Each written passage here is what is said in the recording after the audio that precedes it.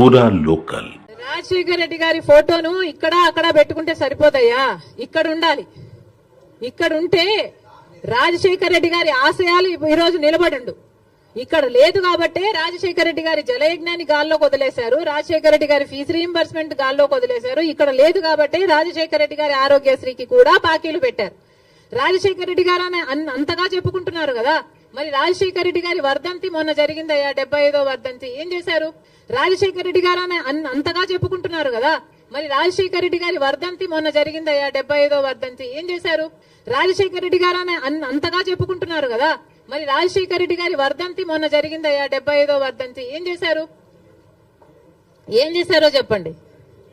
75వ జయంతి మొన్న జరిగింది. 75వ జయంతి రాజశేఖర రెడ్డి గారు ఎంత గొప్పగా చేస్తుండాలి.